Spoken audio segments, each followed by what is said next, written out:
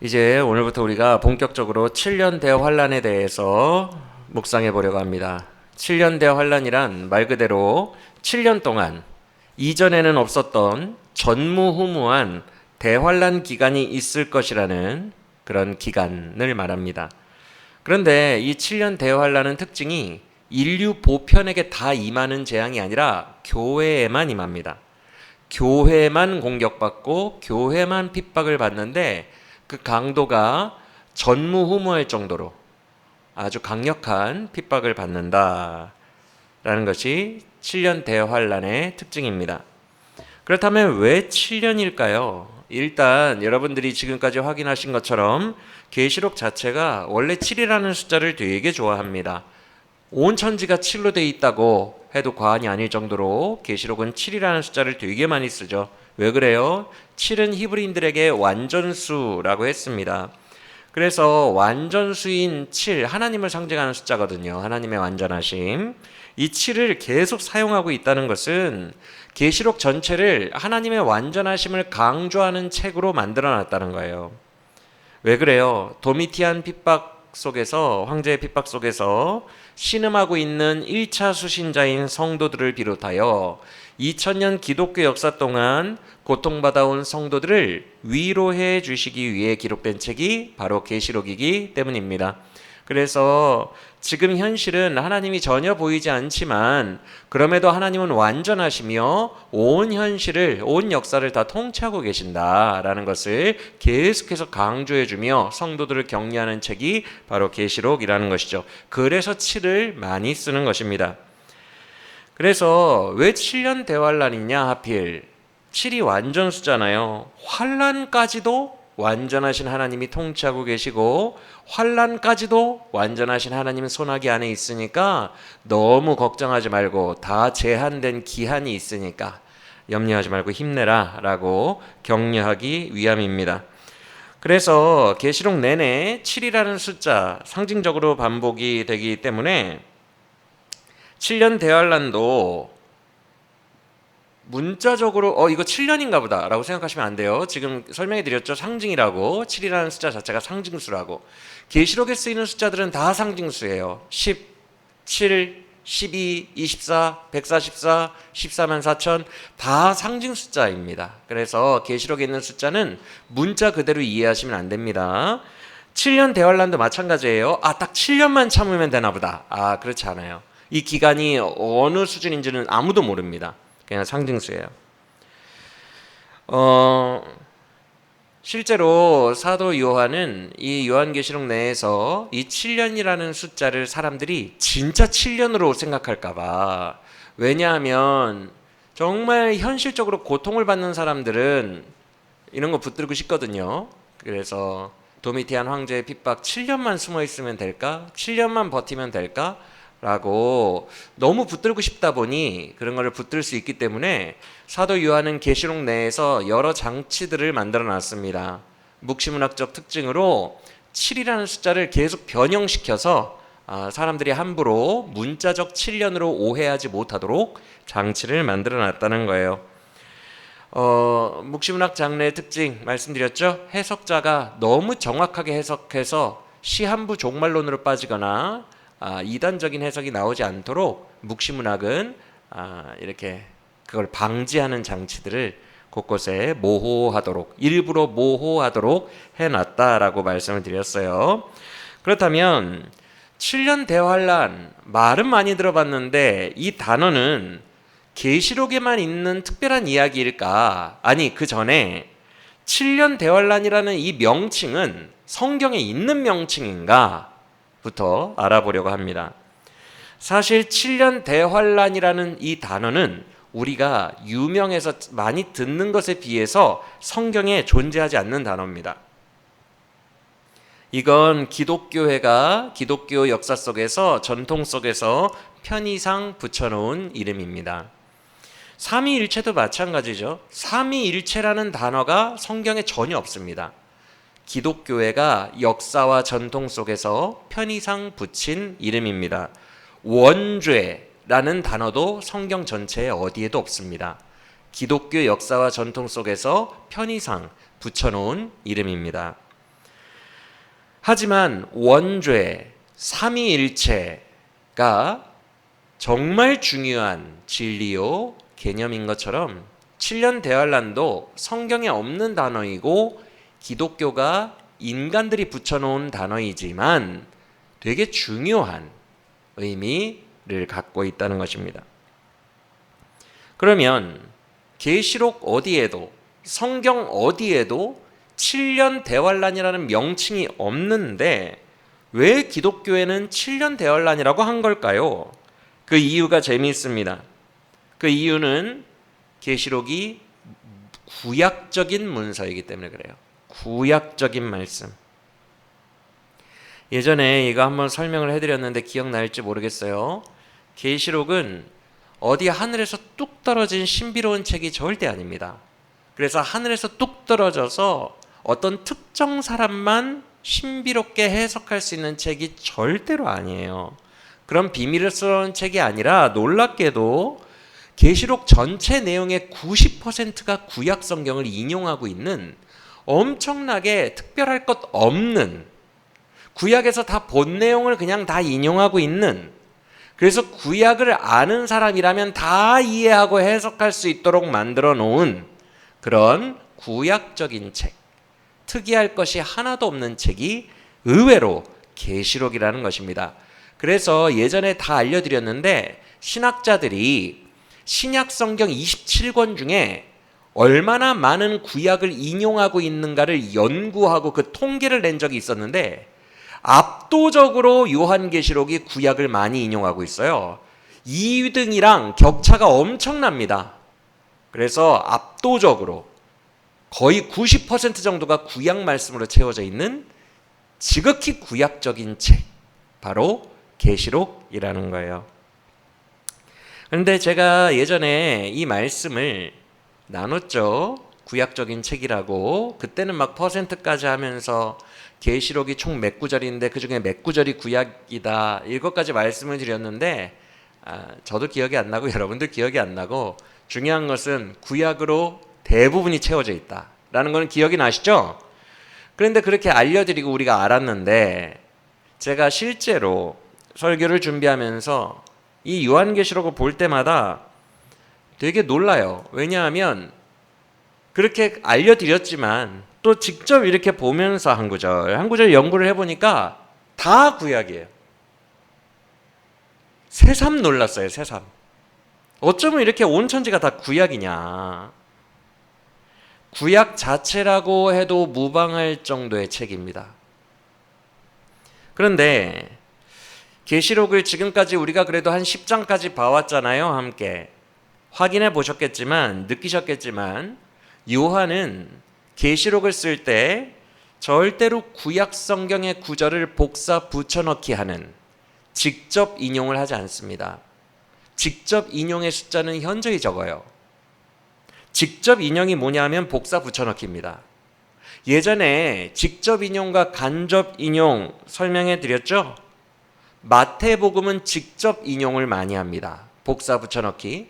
한 예로 예수님이 나귀 새끼를 타고 종려주일에 예루살렘 성에 입성하실 때 스가랴서에 있는 그 구절을 전체를 복사 붙여넣기 합니다.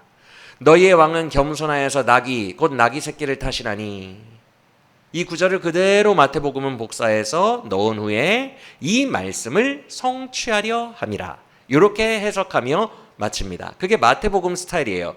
이것을 직접 인용이라고 합니다. 이해가 되시죠? 히브리서도 마찬가지입니다. 히브리서도 직접 인용을 하는데 히브리서는 특징이 뭐냐면 히브리 성경을 원문을 그대로 인용하지 않고 최근에 말씀드린 헬라어 번역본인 70인역을 인용합니다. 그래서 뭐야 이거 구절 인용했는데 좀 내가 아는 구약 구절이랑 다른데? 말투가 왜 그러냐면요, 1차 번역된 그 번역본을 그대로 써놨기 때문에 말투가 좀 달라요. 그것만 차이가 있을 뿐 히브리서도 직접 인용합니다. 예를 들어 히브리서 같은 경우에는 예수 그리스도가 하나님의 아들이심을 설명할 때 오늘날 내가 너를 낳았도다 라는 구절, 구약에 있는 시편에 있는 2편에 있는 시편 2편에 있는 구절을 그대로 인용하죠. 역시 마태복음이나 히브리서나 직접 인용이 강합니다. 복사 붙여넣기. 그걸로 그냥 바로 증언을 해버리는 거예요. 구약 성경으로. 그런데 말씀드렸지만 계시록은 직접 인용이 거의 없습니다. 다 간접 인용이라고 했어요. 앞서 말씀드린 것처럼 압도적일 정도로 구약을 쓰거든요. 계시록이 거의 90%. 그런데 거의 다가 간접 인용이에요. 그러기도 힘든데 그런 놀라운 책이 계시록입니다. 이것이 간접 인용을 쓴다. 이게 여러분들이 계시록을 읽을 때, 계시록을 이해할 때 되게 중요한 개념이에요. 간접 인용을 쓴다. 이게 계시록의 특징이거든요. 즉 간접 인용이 뭐냐 하면 아까 마태복음이나 히브리서는 직접 복사 붙여넣기를 하는 반면 이 요한계시록은 그 스토리를 따와요. 그 이미지를 따오고 너도 알고 나도 아는 장면 있죠? 홍해를 가르시는 막 그 장면, 그 장면을 그냥 따옵니다. 장면과 스토리를 따와서 자기식대로 풀어요. 근데 독자들은 요한계시록을 보면서 이거 좀 홍해 느낌 나는데? 그리고 일곱 나팔이 불면서 재앙이 쏟아질 때는 물이 피로 물들었네? 이거 모세가 했던 첫 번째 기적 아니야? 나일강이 피로 물든 거? 이렇게 그 스토리, 구약을 아는 사람이라면 다 연상할 수 있는 유명한 스토리들을 따온다는 거예요. 이것을 간접 인용이라고 합니다. 간접 인용이 중요한 것은 아까 직접 인용은 증언과 관련이 있어요. 증언. 그래서 예수님이 나귀 새끼를 타고 입성하신 걸 보니 스가랴서가 예언한 메시아가 예수 아니냐라며 증언하는 것에 관련이 있다면 딱딱 증명하는 거. 간접 인용은 어떤 의미가 있냐면요. 독자들이 이미 홍해 사건 너무 유명해서 다 알아. 독자들이 알고 있는 유명한 이야기라는 것을 이미 저자도 아는 상태에서 그걸 이용하는 거예요. 왜? 의미를 깨닫게 하기 위해서. 그래서 요한계시록을 이해하실 때에 요한계시록 전체가 간접 인용으로 돼 있다는 것은 엄청 중요해요. 요한이 지금 계속 독자들에게 생각하게 하고 있거든요. 이건 여리고성 7바퀴 도는 거랑 비슷하지 않아? 이거는 출애굽기랑 비슷하지 않아? 이거는 광야에서 하나님이 그들을 이스라엘 백성들을 지켜주고 인도하신 거랑 비슷하지 않아? 계속 말을 걸고 있어요. 그래서 되게 상징적인 언어 같고 하나도 모르겠고 어려울 것 같지만 각 구절을 보면서 해석해 보면 저자의 의도가 다 보입니다. 아, 이거는 출애굽기 그 느낌이구나. 적그리스도에게 핍박받고 있는 것이 바로 왕에게 핍박받았던 그 이스라엘 그 느낌을, 그 정서를 나에게 알려주려는구나. 다 보인다는 거예요. 이게 간접 인용이 노리고자 하는 의도예요. 이해가 되십니까? 그래서 정말 많은 구약을 간접 인용해와요. 그걸 그냥 읽으시면 안 되고 그 스토리의 의미를 담아 이해하셔야 됩니다. 여러분, 우리가 얼마나 많은 간접 인용 그동안 배웠어요.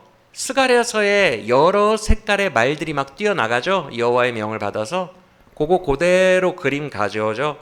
물론 말의 색깔과 이런 미묘한 것은 차이가 있어요. 왜? 직접 인용이 아니니까. 너도 알고 나도 아는 스토리만 가져오는 거예요. 이해가 되십니까? 에스겔 1, 2장에 나왔던 네 천사도 그대로 가져오죠.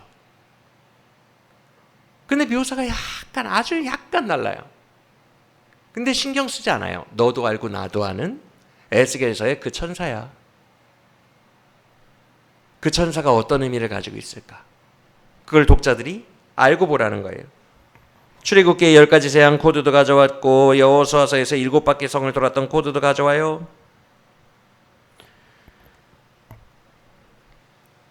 그래서 계시록은 지금 계시록의 독자들에게, 이 말씀을 듣는 성도들에게 하고자 하는 그 의미가 담긴 스토리를 갖고 오기 때문에 이 말씀을 들을 때는 그 시절, 그 구약, 그 사건의 의미를 받아야 돼요. 그래야 공감할 수 있어요. 영적 의미가 비슷한 사건들을 가지고 오기 때문에. 여러분, 유독 계시록이 많이 인용하는 구약이 어딘지 아세요? 다니엘, 스가랴, 에스겔이에요. 왜 그럴까? 같은 묵시문학 장르라서 그런 것도 있겠지만 그 시대가 비슷했거든. 다니엘, 스가랴, 에스겔 다 포로기였거든.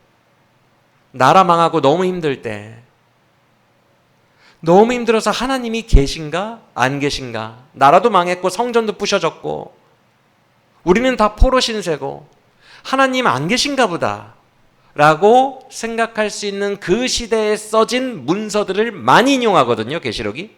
왜 그럴까요? 그때의 그 정서를, 그 의미를 지금 현재 도미티안의 핍박을 받고 있는 성도들이 받으라는 거예요. 그래서 그 시대적 똑같이 암울한 영적인 상황을 따오는 거예요. 그대로 인용해 오는 거예요. 그래서 도미티안 황제의 핍박을 받고 있는 성도들은 출애굽기 코드를 읽게 되면 아 맞아, 바로 왕의 핍박 받았을 때랑 비슷해, 이렇게 이해를 하는 거죠.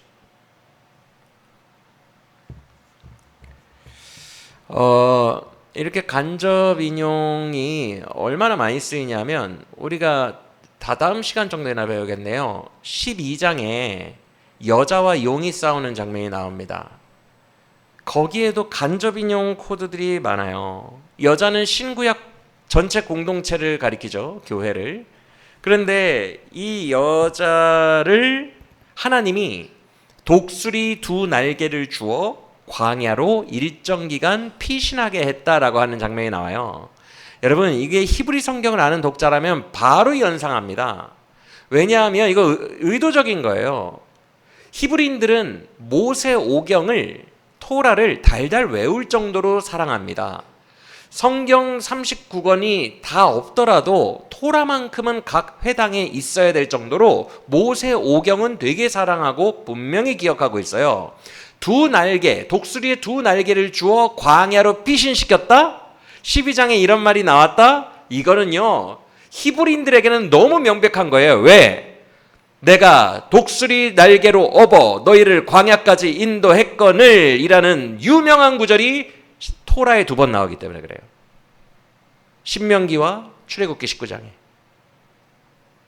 그래서 이게 히브리 독자들은요, 이 계시록을 어려워, 이게 아니라 다 우리 들으라고 하는 얘기 아니야. 다 구약이 펼쳐지고 있잖아. 다 구약의 코드로 얘기하고 있네.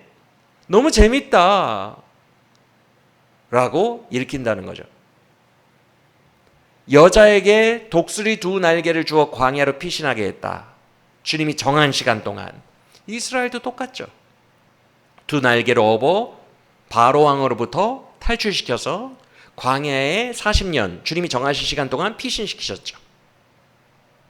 거기에서 지내게 하셨죠. 그리고 거기서 돌보셨죠. 신명기 8장 광야에서 너희의 발이 부르트지도 않고 의복이 헤어지지도 않고 내가 너희를 돌보았다. 돌보셨죠. 12장을 보면 여자를 광야에서 돌보셨다고 하거든요. 그러면 이거 구약을 아는 독자라면 명백히 느끼는 거죠. 아, 지금 도미티안 황제의 핍박을 받고 있는 우리도 돌보시겠구나. 이해가 되십니까?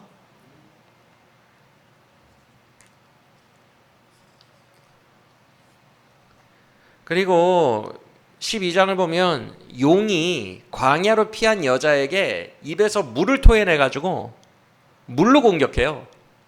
근데 땅이 그 물을 다 입을 벌려 다 받아내서 여자를 지키죠. 이렇게 물로 공격하고 마른 땅이 지킨다라는 것은 똑같은 출애굽기의 홍해 사건을 연상시키죠. 처음에는 물이 가로막고 있어서 거대한 물 앞에서 오도 가도 못하고 두려워하고 있었는데 그들이 마른 땅을 밟고 건너게 되죠. 그렇죠? 이런 부분들 연상이 되는 거예요. 연상이. 오늘 본문 11장도 마찬가지입니다.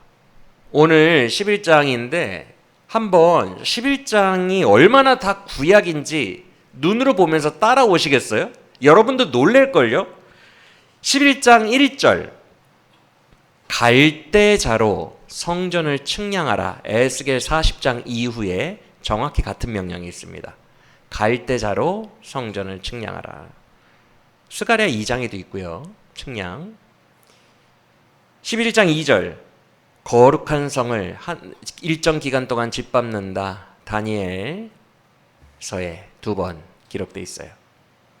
적그리스도가. 3절에 굵은 베옷은 구약 전체에서 굵은 베옷 너무 많이 나오죠. 회개 장면에서. 그렇죠?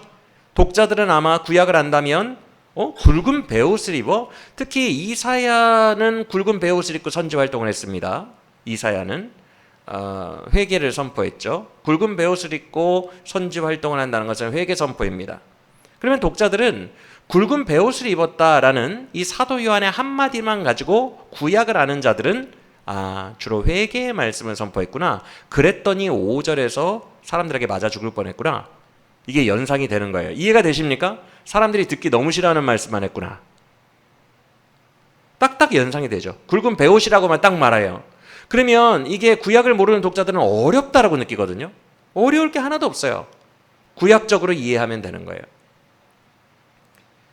4절 후에 설명해 드리겠지만 4절은 다음 시간에나 제대로 설명할 것 같아요. 스가랴서에 나오는 두 감람나무와 두 금장대를 말하죠.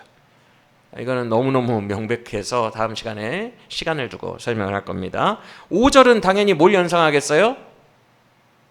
여러분 그거 기억나요? 열왕기 하 초반부에 아하시아 왕이 엘리야 잡으려고 30명씩 군사 보낸 거 알아요? 1번 팀 보내고 2번 팀 보내고. 그때 엘리야가 소리치니까 하늘에서 불 내려가지고 다 죽은 거 알아요? 그렇죠?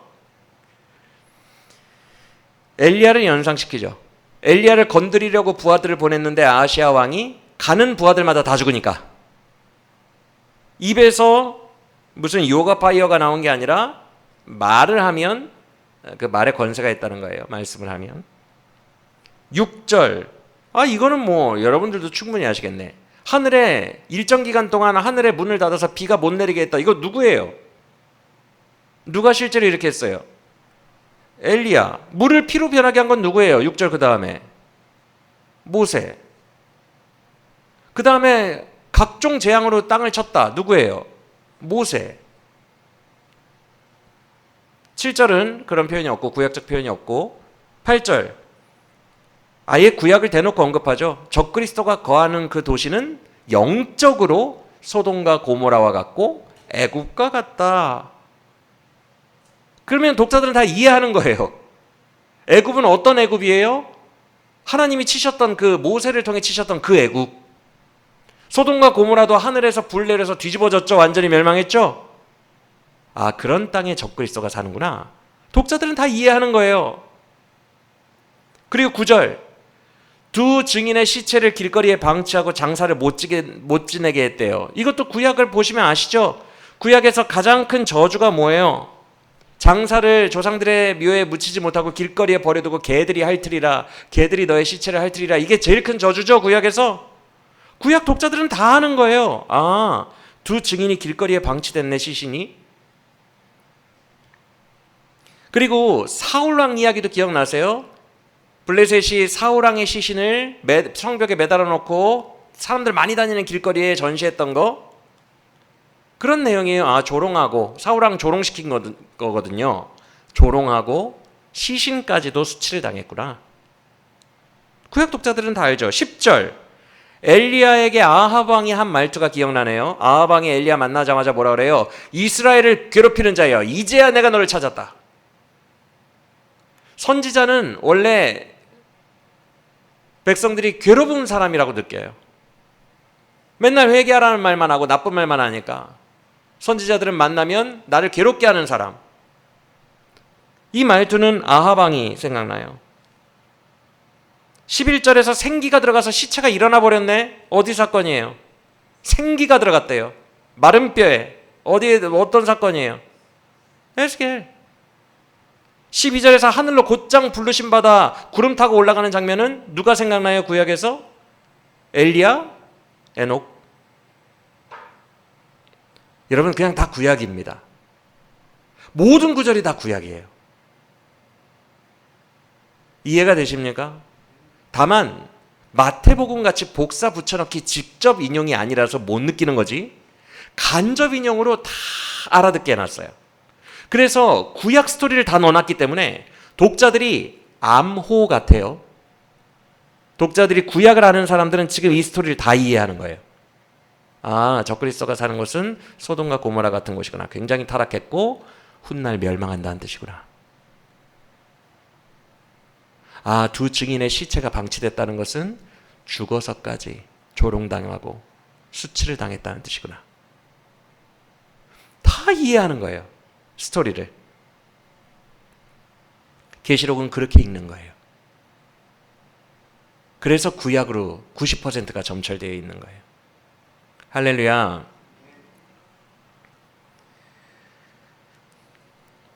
즉 독자가 읽다가 자연스럽게 구약의 장면들을 연상하게 함으로써 그 구약 시대의 의미를 깨닫게 하려는 문학적 기법이에요. 왜 그런 거 있잖아요. 너도 알고 나도 아는 얘기는 우리 같은 구약을 잘 모르는 외부인이 읽으면 다 암호 같아 보이거든요. 짐승이 올라왔는데 그 짐승이 거하는 성은 영적으로 말하면 소돔과 고모라요 애국과 같은 것이라. 이러면 암호잖아. 그 밑에 설명이 없더니 또 다른 얘기가 나오고 막 이러면 너무 어렵거든요. 근데 너도 알고 나도 아는 구약, 아는 사람들끼리는 이렇게 의미 전달이 잘 되는 게 없어요. 예를 들어서 동창회에 나갔습니다. 야야야, 그때 기억나냐? 우리 수학여행 갔을 때 자는 애들 얼굴에다가 펜으로 막 그림 그리다가 담임 선생님한테 걸려가지고 그때 막 도망가다가 얘 창문에서 뛰어내려다 다리 부러졌잖아. 너 기억나냐? 이렇게만 딱 사건을 말한 후에 그때가 좋았지. 한마디만 해도 다 알죠? 그 말이 뭔 말인지. 너도 알고 나도 아는 과거의 정보를 공유하고 툭툭 지나가도 다 안다는 거예요. 이해가 되십니까?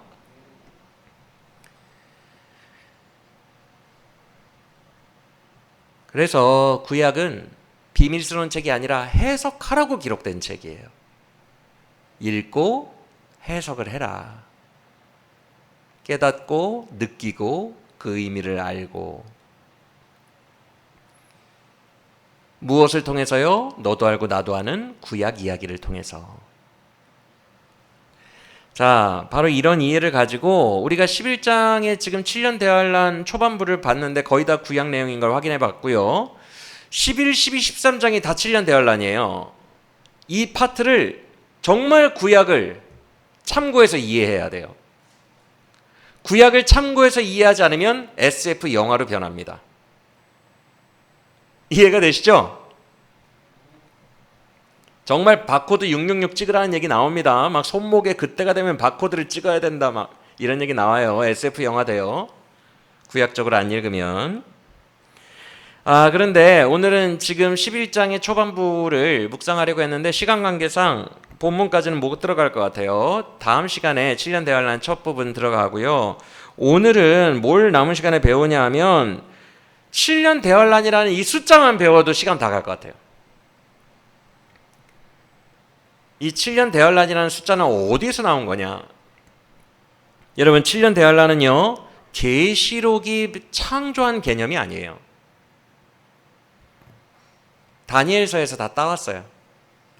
7년 대환란 파트만큼은 다니엘서에서 너무 노골적으로 따와가지고 거의 직접 인용에 가깝지 않나 싶을 정도로 다니엘서를 계승하고 있습니다. 아예 계승하고 있어요. 다만 원래 직접 인용 안 하는 스타일이라고 했죠. 복사 붙여넣기. 그 다니엘서의 내용을 정말 노골적으로 그대로 계승해 와서 풀어냅니다. 다시 풀어내요. 그래서 직접 인용은 아니지만 정말 그 누구도 어떤 학자도 부정하지 않는 계시록의 적그리스도 파트는 7년 대환란 파트는 다니엘서에서 가져왔다 라고 말할 수 있을 정도로 다니엘서를 엄청 가져왔어요. 그래서 그 다니엘서, 독자들이 이미 다 알고 있는 구약의 다니엘서로 그 의미를 전달하고 있는 거예요. 지금 이 시대를 사는 독자들이 기원 후 90년 100년경 아닙니까? 요한계시록. 에피파네스는 기원 전 400년 사람이잖아요. 에피파네스는. 이미 이들에게는 과거 인물이에요. 다니엘서에서 말하는 에피파네스는. 이미 확인되었고 다니엘 예언이 성취됐다는 거, 그들의 역사 속에서 확인되었고 지나간 역사예요. 그런데 그 코드를 그대로 가져와서 계시록이 쓰고 있어요. 오늘 나의 말씀으로. 그러면 독자들은 당연히 어떻게 갖다 붙일까요? 이해할 때. 왜 이런 말씀을 하나님이 주셨을까? 도미티안을 누구로 연결시키라는 거예요? 이미 지나간 역사 속 인물인 에피파네스로. 그래서 이렇게 계시록을 써놓으면 로마 제국은 모르죠. 이게 뭔 소리인지. 검열을 해도 뭔 소리인지 몰라요. 그런데 성도들은 다 알아. 어떻게 하나님이 우리를 격려하고 계신다는 것을.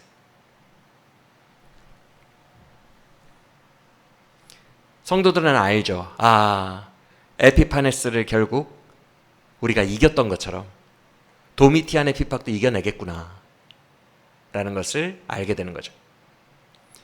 그러면 아까도 말씀드렸다시피 어느 정도로 다니엘서를 가져왔느냐? 누구도 부인할 수 없을 정도로 엄청 가져왔어요. 많은 요소들을. 일단 적그리스도의 형상을 거의 그대로 가져왔어요. 짐승의 모습. 적그리스도를 짐승으로 묘사하고 있고 그 짐승에는 뿔이 10개고 뭐 이런 거 그대로 복사해 왔어요. 그대로 가져왔어요. 그리고 그 짐승이 추구하는 방향, 적그리스도가 뭘 제일 싫어하고 뭘 괴롭히고 그 적그리스도가 추구하는 방향 그대로 가져왔습니다. 계시록에서도. 그러니까 모든 시대에 적그리스도는 다 비슷한 것 같아요. 그가 추구하는 방향이 분명합니다. 예배 드리는 거 진짜 싫어하고요. 하나님을 높이는 걸 너무 싫어해요.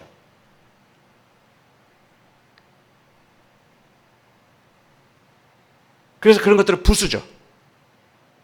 그런 것들을 파괴하죠.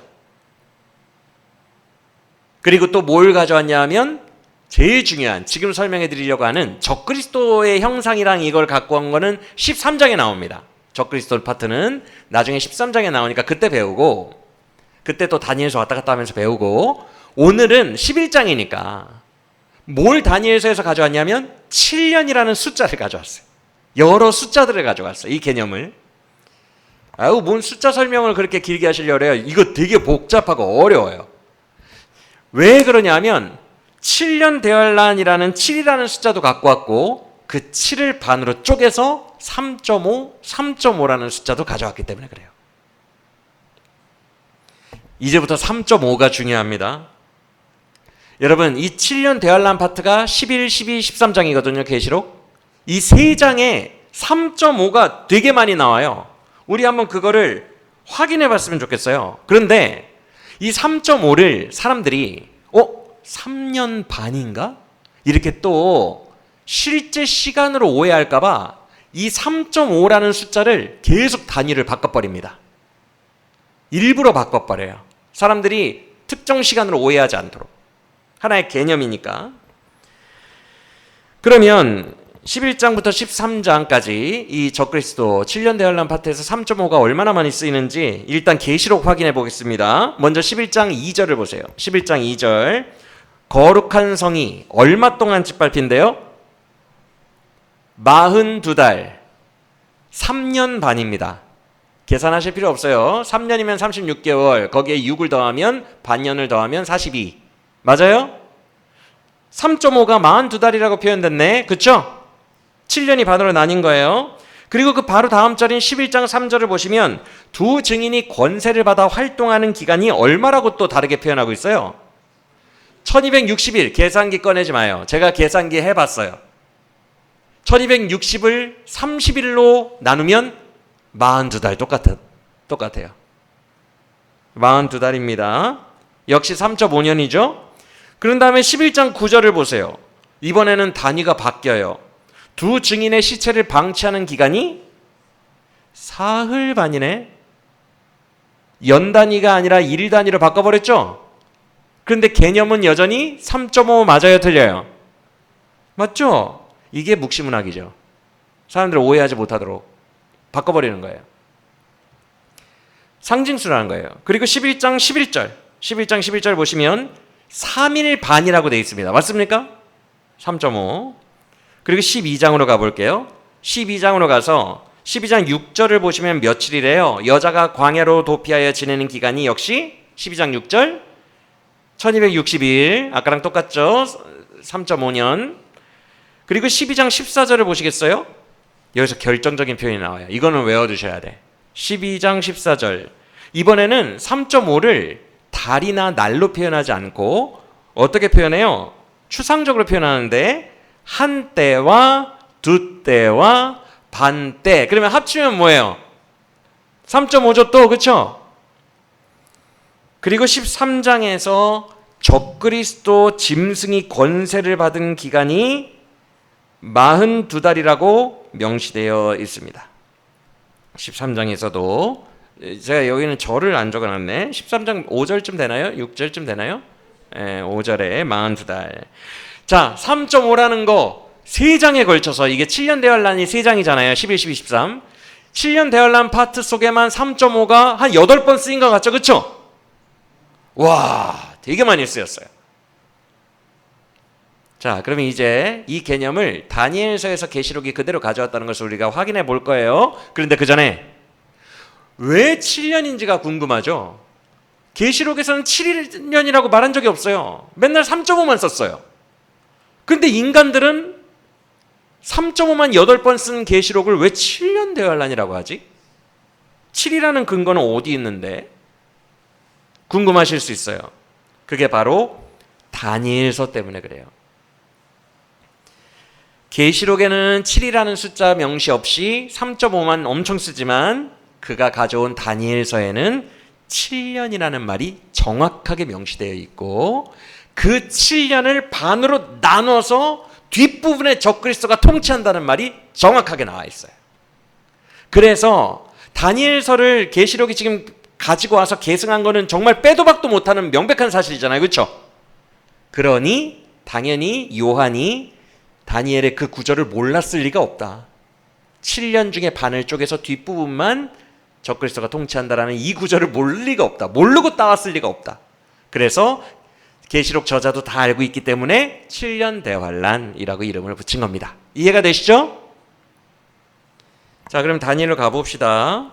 3.5의 개념은 놀랍게도 다니엘 7장부터 나옵니다. 다니엘 7장으로 가볼게요. 오늘 어차피 계시록 안 들어가니까 용기 있게 다니엘로 가세요.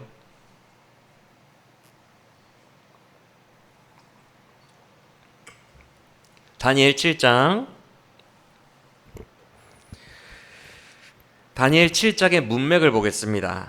7장은요, 다니엘이 꿈에서 본 환상에 대한 파트예요. 그 꿈에서 무서운 짐승 4마리가 나와요. 그 짐승들이 뭘까? 꿈에서 번민합니다. 꿈을 꾸고 나서. 그리고 나서 다니엘에게 이것을 다 설명을 해주시거든요. 네 짐승이 뭐예요? 순서대로 바벨론 제국, 페르시아 제국, 헬라 제국, 로마 제국입니다. 앞으로 다가올 네 나라라 라고 명시해 줍니다. 짐승은 나라예요. 이제 계시록 해석하실 때 적그리스도가 나왔다. 짐승이 무저갱으로부터 바다로부터 올라왔다. 그러면 짐승의 몸통은 뭐라고 생각하시면 된다고요? 특정 나라예요, 나라. 이거 그대로 따왔으니까. 그리고 그 짐승의 머리에 난 뿔은 그 나라를 다스리는 왕들이다 라고 설명이 되어 있어요. 다니엘 7장에. 그러면 여러분들이 요한계시록을 해석할 때 그 짐승이 뿔 10개 달고 나오거든요. 그건 어떻게 해석해야 돼요? 그 나라를 다스리는 왕. 이해가 되세요? 이런 구약적 근거를 무시하고 막 해석하면 이제 SF 영화 나오는 거예요. 오해가 발생하는 겁니다. 지금 구약에서 다니엘에서 다 설명을 해줬잖아요. 근데 다니엘의 그 꿈에 4번째 짐승이 제일 세. 그래서 4번째 짐승이 다 삼켜버리거든요. 앞에 짐승들을 다 이기거든요. 그러니까 다니엘이 꿈을 꾸고 나서 이 4번째 짐승의 막강함에 대해서 되게 번민합니다. 얜 뭐지? 이러면서 막 번민해요. 그런데 7장 23절 보시겠어요? 7장 23절. 여기부터가 중요한데. 그 넷째 짐승, 다니엘을 근심하게 하는 가장 강력한 짐승에 대해 설명이 나오는데 이 짐승의 묘사가 계시록 13장의 적그리스도와 거의 일치합니다. 그런데 보세요. 이 짐승은 한 나라인데, 장차 올 한 나라인데 그 나라가 온 천하 열방을 다 먹을 거래요. 그리고 그 짐승에게 10개의 뿔이 있는데 이 뿔은 실제로 그 나라를 다스리는 10왕을 가리킨다. 그 중에 3뿔이 앞에 3뿔을 이기고 나와서 엄청 성장해서 다른 7보다 3뿔이 더 두드러지는데 어찌됐건 그 10개보다 나중에 나온 한 뿔이 제일 세다. 앞에 뚫고 나온 3뿔보다도 더 세다. 그 왕이 가장 강력하기 때문에 그 왕이 10명의 다른 뿔 왕들을 굴복시키고 자기가 진짜 왕이 될 거다. 맞습니까? 그런 후에 그 왕, 독보적인 왕이 25절에 일을 한대요. 25절은 읽어보겠습니다. 시작.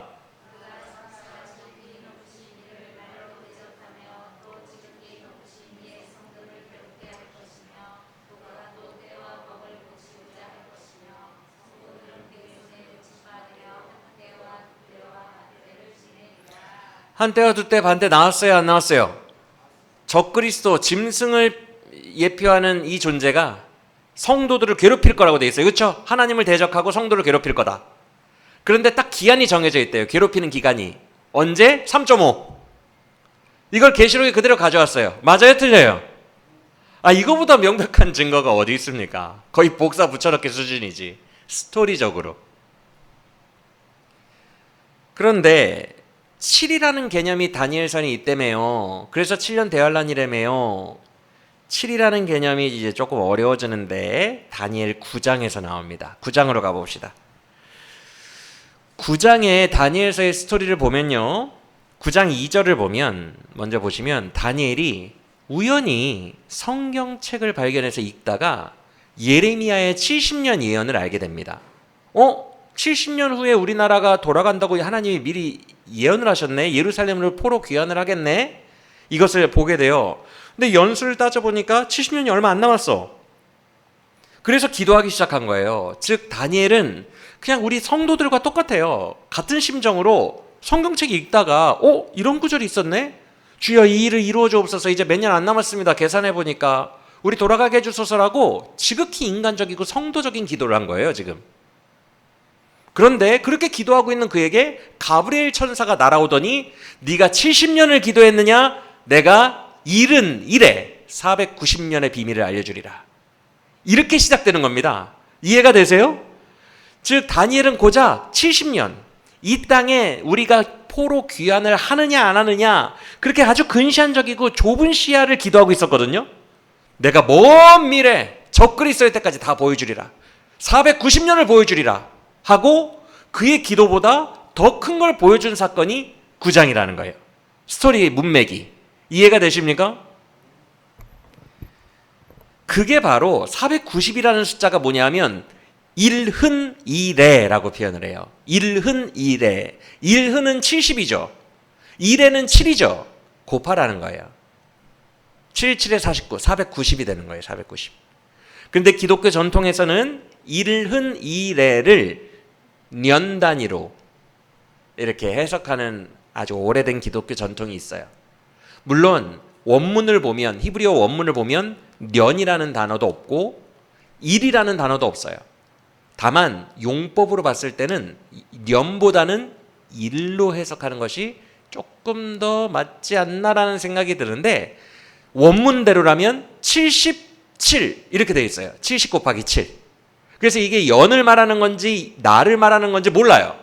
근데 그냥 우리 기독교 옛날 교부들은 이것을 연 단위로 그냥 해석해 왔기 때문에 우리도 동의해서 그렇게 부르는 것이 아니라 그냥 편의상 조상들이 불렀던 대로 490년으로 부르는 거예요. 이해가 되시죠? 그걸 일은 이래라고 합니다. 그런데 9장 24절 봅시다. 가브리엘이 다니엘에게 이런 말을 합니다. 천사가 하나님께서 9장 24절 보고 계시죠? 하나님께서 그의 백성을 위하여 이른 이래를 기한으로 정하였다. 이 거대한 역사를 보여주는 거예요. 하나님의 거대한 역사를. 그러면서 이 배경 속에서 7년 대환란이 나와요. 계속 봅시다. 가브리엘이 이런 말을 합니다. 9장 25절. 예루살렘 중건령, 이게 뭐냐면 예루살렘 성전은 스룹바벨이 다시 중건하죠. 다시 세우죠. 그리고 예루살렘 성벽은 느헤미야가 다시 세우죠. 그렇죠? 예루살렘 중건령이 정확하게 무엇을 둘 중에 뭘 말하는지는 몰라요. 알 필요도 없어요. 여러분. 다만 중요한 것은 예루살렘 중건령이 날 때부터 기름 부음 받은 자가 등장할 때까지. 여기서 기름 부음 받다라는 히브리어가 메시아라는 뜻이에요. 누구예요? 그러면 이게 예수님. 예루살렘 성전 중건령 약 기원전 520년 정도거든요. 520년 정도의 중건령이 떨어지고 나서 예수님 0년에 오시잖아요. 여러분들이 흔히 알고 계시듯이. 사실은 마이너스 3년에 오시지만 0년까지 약 500년의 기간이라고 예언하고 있는 거예요, 지금. 그런데 그게 대략 500년 맞네. 520년부터 예수님이 0년에 오시면 대략 490, 대략 맞네. 이렇게 연도로 따져서 생각하면 절대 안 됩니다. 이거 상징적인 거예요. 아시겠죠? 그래서 제가 이 예루살렘 중건령이 몇 년이었더라? 이런 거 신경 쓰지 말라고 한 거예요. 어차피 의미 없는 거니까. 아시겠죠? 한때 두때 반때와 같은 개념이라고 생각하시면 돼요. 한때 두때 반때. 그거를 누가 몇 년인지를 어떻게 알아요? 한때 두때 반때라고 하는데 일은 이래도 같은 말이에요. 그냥 상징적 표현이에요. 그런데 문제는 25절 보세요. 예수님이 등장하실 때까지의 기간이 7일에요. 62일에라. 이렇게 나눠놨어요. 그러니까 70 곱하기 7이었잖아요. 70이었잖아요. 그렇죠? 70만 생각하세요. 어차피 거기에다가 일주일 7을 곱하면 되는 거니까 70 중에서 7과 62를 또 나눈 거예요. 그러니까 이렇게 되는 거예요. 잠깐만 저를 보시겠어요? 거기 보고 있어봐야 하품밖에 안 나와. 저를 보세요. 70이라는 거대한 시간을 말해준 다음에 7, 62, 1 이렇게 나눈 거예요. 7 더하기 60이면 69죠. 거기에 마지막 1을 남겨놓은 거예요. 그래서 합치면 70이에요. 왜 마지막 1이 있느냐? 이 하나의 일에 이게 7년 대환란이에요. 이해가 되세요? 이렇게 나눠놨다고요. 7, 62, 1이 있는데 이 마지막 일주일, 마지막 7년, 이 기간 동안 적그리스도가 7년 대환란을 일으킬 거다. 이게 가브리엘이 나눠놓은 구조예요. 요한계시록은 여기에서 가져왔다고요. 이해가 되십니까? 이렇게 설명해 주셔도 이해가 안 돼요? 7 더하기 62 더하기 1 제일 마지막 1 거기에 7을 곱하니까 일주일이잖아요. 그렇죠? 7년 대환란. 그렇죠? 넘어갑시다. 그래서 이렇게 돼 있어요. 지금 몇 절인지 제가 여기 안 적어놨는데 25절 이후일 거예요. 62 숫자 뒤에 기름 부음 받은 자가 끊어질 거래요. 환란을 상징하죠. 그때 한 왕이 등장할 거래요. 이거 누굴까요? 적그리스도죠. 기름 부은 자가 끊어지고 왕이 등장하는데 이게 마지막 1이에요. 62가 지난 다음에 마지막 1, 그 일주일 왕이 등장하더니 성소를 무너뜨리고 전쟁하며 황폐하게 할 거래요. 마지막 일주일을 통치하는 왕, 적그리스도입니다. 그래서 그 아래 27절도 보시면 그 마지막 한 일해 동안, 한 일해라고 표현합니다. 그 일주일을 한 일해 동안 적그리스도가 권세를 가지고 활동할 텐데, 와, 왜 3.5냐? 여기 나옵니다. 가브리엘 천사가 뭐라고 해요? 다니엘에게 적그리스도가 그 일해의 절반의 이런 활동을 할 거다라고 나눠버립니다. 맞습니까? 이게 3.5가 된 근거예요. 후반부에만 일한다는 거예요. 적그리스도가.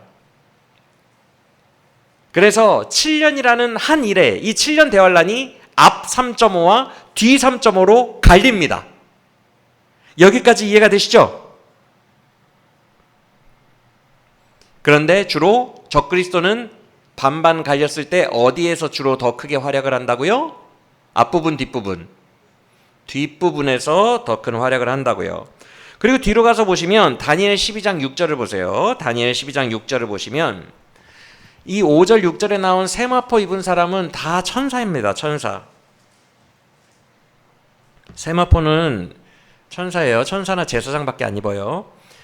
그런데 그 천사들끼리 묻고 말해줘요. 묻고 자기들끼리 답을 하는데 이 놀라운 일의 끝이 대체 어느 때까지냐?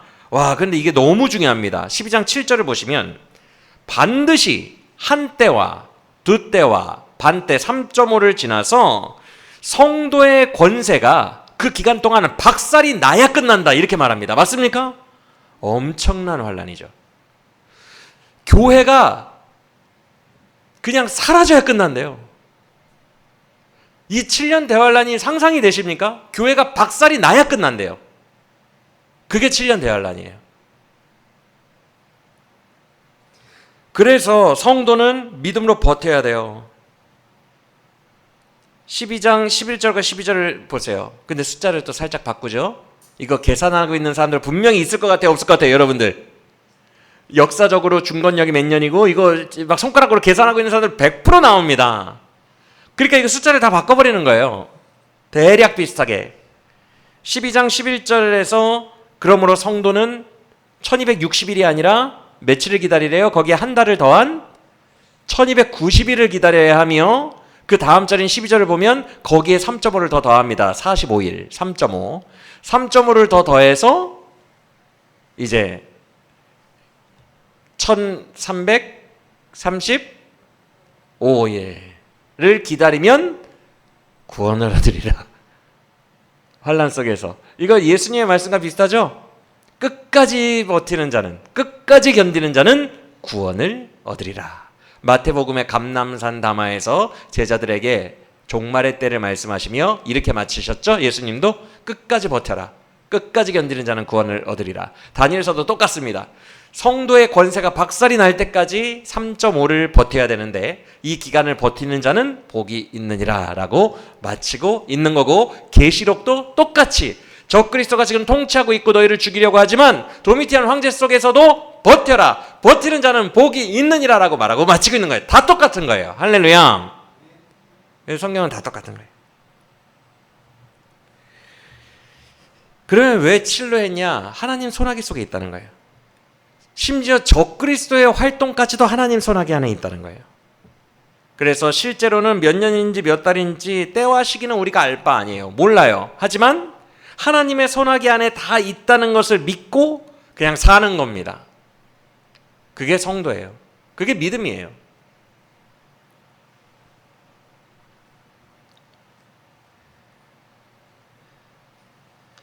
자, 이렇게 다니엘서에는 한 일에, 즉 7을 반으로 나눈 3.5의 개념과 적그리스도가 성도를 되게 괴롭힌다, 박살 날 때까지 괴롭힌다 라는 개념이 정확하게 다니엘서에 기록되어 있습니다. 그런데 구약 전체에서 3.5라는 아주 희귀한 숫자와 적그리스도가 짐승이다, 아니 아예 적그리스도라는 단어 자체가 나오는 책은 다니엘이 유일합니다. 다니엘에만 나와요. 3.5 적그리스도 개념. 그래서 계시록은 다니엘서에서 이 개념을 가지고 옵니다. 그래서 성도들을 격려하고 모든 시대에서 핍박받고 있는, 적그리스도에 핍박받고 있는 성도들을 위로해주고 있다는 것입니다. 자, 그러면 오늘의 확인 작업을 통해 계시록이 다니엘서에서 다 가지고 왔다는 거 여러분의 두 눈으로 분명히 확인하셨죠?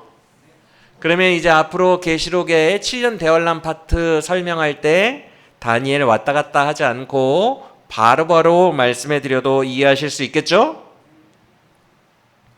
자, 이 7년 대환란을 이해하기 위한 해석학적 방법을 이야기하다가 1시간이 다 갔어요.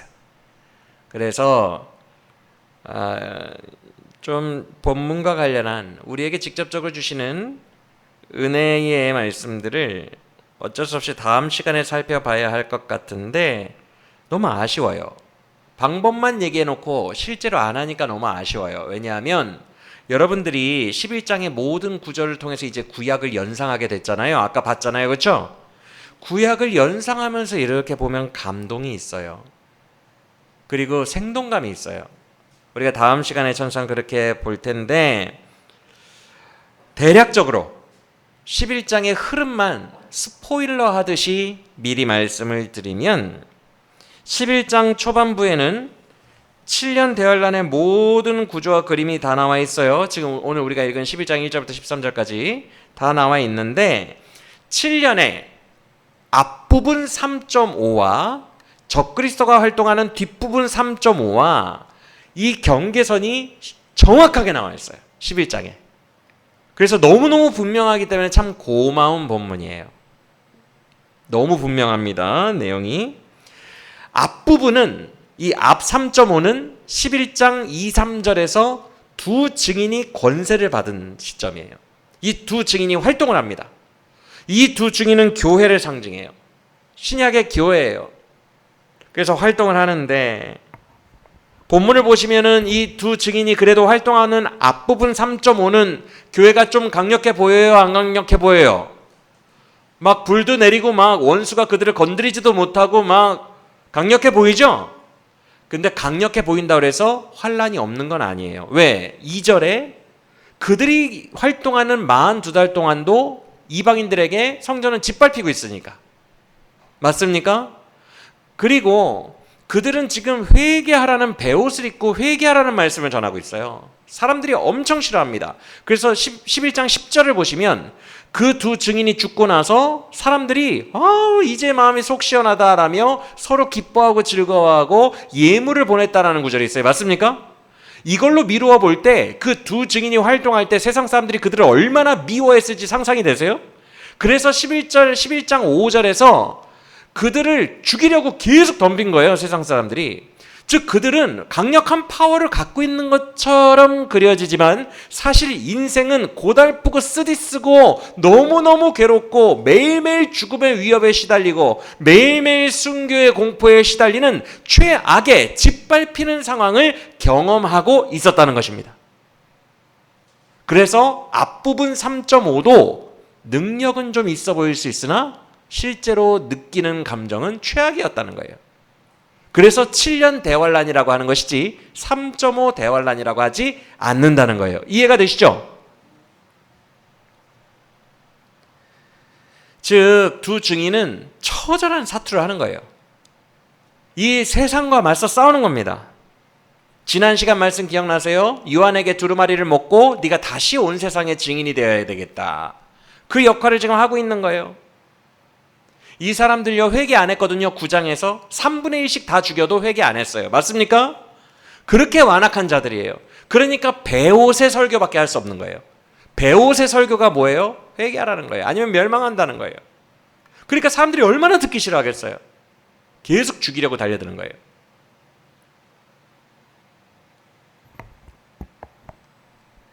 그런데 11장 7절을 보시면 뒷 3.5로 넘어가는 분기점이 나옵니다. 뒷 3.5로 넘어가는 분기점을 장식하는 게 누구의 등장이에요? 짐승의 등장. 적그리스도가 등장하면서부터 7절 보세요. 바로 두 증인을 전쟁으로 죽여버린대. 바로 죽여요. 그 전에 5절에서는 그 누구도 못 죽였거든요. 맞습니까? 그런데 적그리스도는 바로 죽여요. 나오자마자 죽입니다. 여기서 일대 전환점이 일어나며 뒷 3.5 적그리스도의 시대가 펼쳐집니다. 이해가 되십니까? 그런데 얼마나 비참한지 보세요. 적그리스도가 두 증인을 죽인 곳 8절 그 증인들이 죽은 곳은 영적으로는 소돔과 고모라 같은 악으로 가득한 곳이며 영적으로는 우리 주님이 죽으신 십자가와 같은 곳이다 라고 표현해놨어요. 그러면 독자들은 다 알죠. 이게 무슨 얘기인지. 그렇죠? 우리 주님이 핍박받으시다 십자가에서 죽으신 것과 똑같은 죽음을 이 악의 한 가운데에서 악함의 한 가운데에서 이 두 증인이 죽었구나. 순교했구나. 예수님같이 죽었구나. 라는 것을 독자들은 고개를 끄덕이며 다 이해할 수 있을 것입니다. 맞습니까? 그래서 순교를 당하는데 여러분 예수님은요. 아리마대 사람 요셉이라도 가가지고 예수님의 시신을 수습해서 장사라도 드려드렸죠. 근데 이 두 증인은 예수님보다도 못한 거예요. 예수님보다도 더 고난을 당하는 겁니다. 구약적 개념 아까 우리 배웠잖아요. 길거리에 시신이 널브러져 있다는 것은요, 큰 수치와 부끄러움과 저주입니다. 죽은 이후에도 저주를 받았다는 뜻이에요. 지금 예수님이 당한 고통보다도 더 큰 고통을 그의 제자들이 받고 있는 거예요. 교회가 받고 있는 거예요. 그러면 여러분이 이 정도 현상이 되면 세상이 다 뭐라고 말할까요? 아까 다니엘서 12장 7장이 말했던 교회가 박살낼 때까지 할 것이다 라는 얘기 기억나세요? 이 정도면요, 예수 없어 라는 얘기를 하겠죠, 세상에서. 예수님보다도 더 짓밟히고 있는 거예요. 더 심한 고통을 당하는 거예요, 교회가. 너무너무 무력하게. 그래서 세상은 조롱하겠죠. 자기들끼리 서로 기뻐하며 예물을 보내며 예수는 사실 없었던 존재야 라며 자기들의 승리를 자축하겠죠.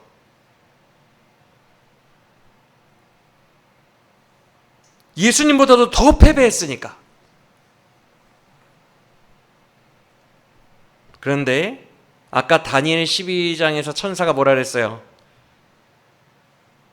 완전히 박살나도록 패배가 하더라도, 완전히 패배하고 당하더라도 견디는 자는 복이 있으리라 했어요, 안 했어요? 우리의 진짜 승리가 어디 있는지 11절 보세요. 11절.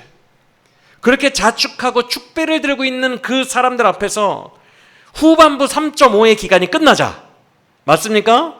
3일 반 후반부 3.5의 기간이 끝나자마자 그 순교자들의 시체에 생기가 들어가더니 부활합니다. 그리고 하늘에서 음성이 들려서 곧장 하늘 천국으로 승천해버립니다. 그리고 남겨진 이 땅은 심판의 지진을 받게 됩니다. 맞습니까? 여러분, 우리의 소망은 바로 여기에 있는 거예요. 이 땅에서는 예수님보다도 더 참혹해질 수 있는 것이 7년 대환란입니다. 그러나 그럼에도 불구하고 증인된 교회는 무너지지 않아요. 완전히 무너진 것 같죠? 무너진 게 아닙니다. 왜냐하면 우리의 궁극적 승리는 부활과 천국에 있기 때문인 줄 믿으시길 바랍니다. 엊그저께 부활장 큐티책 읽으셨어요? 부활이 없으면 복음도 헛되고 기독교도 아무것도 아닌 거예요. 부활이 우리의 최후 소망입니다. 아무리 이 땅에서 지는 것 같아도 마지막 날에 역전하고 무조건 승리하게 되어 있는 것은 우리가 부활의 복음을 믿는 기독교인들이기 때문인 줄 믿으시길 바랍니다. 여러분, 기독교 역사 속에 순교자가 얼마나 많은지 아세요? 안 세봤지만 좋게 수백만 명은 될 거예요. 수백만 명. 각 역사들을 볼 때 수백만 명이 어떤 마음으로 죽어갔을까요? 이 땅에서 예수님이 가신 참혹한 십자가의 길을 가더라도 우리에게는 천국 소망이 있다는 그 믿음 하나를 가지고 순교자들이 죽었을 것 아닙니까? 반드시 역전되리라는 소망이 2000년 기독교 역사 동안 수많은 순교자들을 배출했던 힘인 줄 믿으시길 바랍니다. 설령 내 인생이 이 땅에서 예수님보다도 더 참혹하게 무너질지라도, 예수님보다 더 참혹한 십자가를 질지라도 우리를 구원하신 예수님은 살아계시고 그것을 다 지켜보고 계시고 영광받고 계시다는 것을 믿으시길 바랍니다. 주님은 이런 혹독한 세상에 자기 자녀들을 놔두신 것을 불쌍히 여기세요. 여러분, 요한복음 기억나세요? 세상에 남겨진 자들을 끝까지 사랑하시니라. 남겨진 자들을 불쌍히 여기십니다. 우리 예수님은 우리를 불쌍히 여기세요. 그러나 우리에게 능히 그 길을 가게 하시는 이유는 예수님과 같이 영광을 얻게 하려고 가게 하시는 거예요. 바울이 뭐라 그랬어요? 예수님과 같이 고난을, 영광을 얻고자 하는 자마다 예수님과 같이 고난을 받을지니라. 우리에게 그 길이 영광이기 때문에 가만히 냅두시는 것처럼 보이는 거예요. 예수님이 가신 그 십자가의 길을 그대로 가는 것이 우리에게는 너무나도 큰 특권이고 영광입니다. 그런데 우리를 이 혹독한 세상에 놔두신 것을 불쌍히 여긴다고요. 그래서 예수님은 불쌍히 여기는 우리에게 이 혹독한 세상에서 증인으로 끝까지 믿음 지킬 수 있는 힘을 주십니다. 그것이 우리가 다음 시간에 주로 살펴볼 감람나무와 두 등잔대의 비밀이에요. 그것이 우리에게 힘이 돼요. 그래서 우리 같은 자들도 예수님 닮은 인생, 그 증인의 삶을 살 수 있도록 우리의 믿음을 지켜주세요. 그것은 바로 성령입니다. 할렐루야. 성령이 우리를 살게 해요. 우리에게 믿음을 계속 불러일으켜요. 우리로 하여금 예수의 길을 가게 해줘요. 그래서 성령으로 예수의 길을 가는 것입니다. 나와 같은 죄인들도 그 길을 갈 수 있는 거예요. 할렐루야. 그래서 주님 다 보고 계시고 성령으로 우리 인도하시다가 끝날에 구름 타고 오셔서 모든 순교자들과 모든 무덤에 있는 자들을 친히 아들의 음성으로 불러 올리십니다. 요한복음에서 말씀하고 있는 것처럼 양의 이름을 알고 양의 이름을 부르느니라 라고 말씀하신 것처럼 한 사람 한 사람 죽은 자기 양들을 예수님께서 다 부르십니다. 그리고 지금 이 땅에서는 안 도와주는 것 같았지만, 기적 하나도 일어나지 않는 것 같았고 나를 방치하는 것 같았지만 다 보고 계시며 나의 십자가로 영광 받으신 그 예수님께서 다시 재림하시는 날은 만왕의 왕, 강력한 왕으로 오십니다. 할렐루야. 어린 양으로 초림하셨던 주님이 그때에는 사자와 같은 왕으로 오신다는 거예요. 그래서 우리 한 사람 한 사람의 이름을 부르시고 그의 영광의 나라로 옮기시며 친히 한 명 한 명 면류관을 씌워주실 줄 믿으시길 바랍니다. 모든 인류 역사 속의 순교자들은 이 소망 가지고 죽었어요. 할렐루야. 이것이 우리의 유일한 소망인 줄 믿으시길 바랍니다. 사랑하는 여러분, 전도자가 아닌 증인으로 살아가야 할 때가 다가오고 있습니다. 예수님 때문에, 예수님이 가신 길을 가는 제자이기 때문에 예수님처럼 고통받아야 할 때가 이릅니다. 그때도 여전히 우리의 소망은 부활이길 원합니다. 할렐루야. 저 천성이 우리의 소망이길 원합니다. 예수님은 복음서에서 말씀하셨습니다. 너희의 몸은 능히 죽여도 영은 죽이지 못하는 사람들을 두려워하지 말고 영까지도 능히 죽이실 수 있는 하나님만 두려워하라 라고 예수님은 말씀하셨어요. 그들은 우리의 몸은 죽일지언정 우리의 영은 예수 그리스도의 품 안에서 함께 살아있는 줄 믿으시길 바랍니다. 우리의 영은 죽이지 못합니다. 우리의 영은 예수님 품에 살아있어서 그가 부르시는 그날에 다시 살아 부활할 줄 믿으시길 바랍니다. 오늘 본문의 두 증인이 생기가 들어가서 부활 승천한 것처럼 우리도 그렇게 될 것입니다. 이 부활 소망 가지고 끝까지 예수의 길을 걸어가는 면류관 받는 우리 모두가 되기를 축원합니다.